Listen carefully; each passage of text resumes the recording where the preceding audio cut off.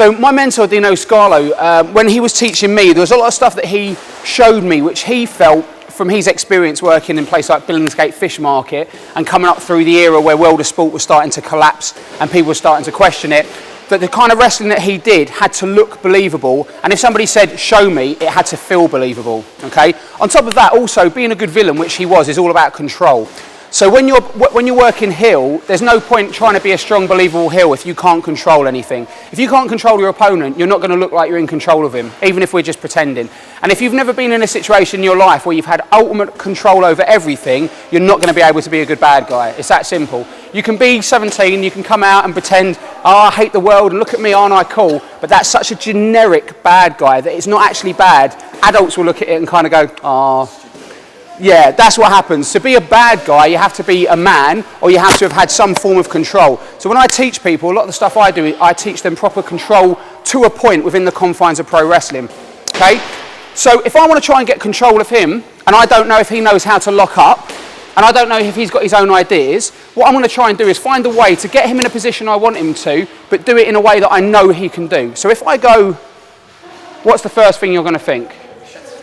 Of course. I'm glad you said that, because I was in a seminar once and a 14-year-old said, I'll kick him in the nuts, and it just completely ruined what I was going for. So from here, what I'm going to do is I've got him in a test of strength. Now, I'm going to come under, I'm going to break the arms, throw that there, take this here, drop down, take, okay? Test of strength.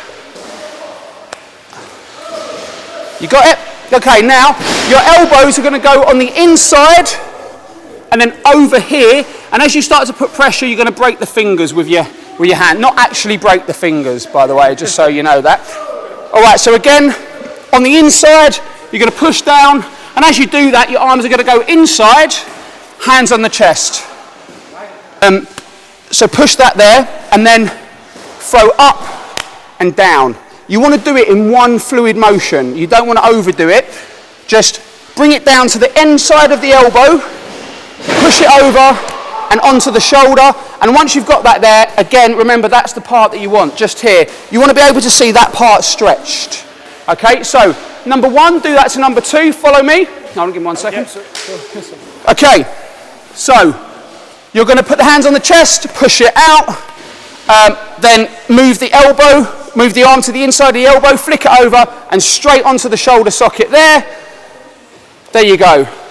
Now guys, what I want you to do is, I want you to lead with your right foot. So step out with your right foot, okay? Once you've got that there, with your left hand, just put that on his head and his neck, or his trap. You know what his trap is this lumpy bit here, okay?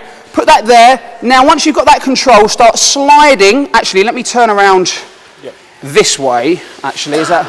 Yeah, start sliding here and pulling back, and just give yourself a moment to feel that distance. He'll feel it, okay? And then from there, slide down, turn, wrist lock. From here, really simple little move here. Now there's two things you can do from here. I'm going to show you the first one, which is just simply step over and take it like this. You're taking more control of the arm, okay? Do you understand the reason that we're taking more control of the arm here as well? Because I'm about to go up to his head. Okay, so right now I'm as far from his head as I can be. So if I want to go into his head, I'm going to take the arm further up and then the head here. And then back again. Okay, so the movement again, really simply, is just step over and take. Now that's all I want you to do, but I just want you to get used to the feeling of where it should be. Just do that for me, and once you've got it on, just walk around with it a little bit. Is simply from this part that we had, we're going to bring the guy down just a little with our body, reach around, grab the head, okay? Then we're going to bring the head up, just here with the thumb. If you're having any problems, I'll tell you a really nice way to get somebody up is the thumb under the nose. It's really horrific, even though it looks like nothing. Bring the head up here, and then you're going to boom, into the headlock. Okay, one more time. Got the arm here. I'm going to bring him down just a little bit, reach around, and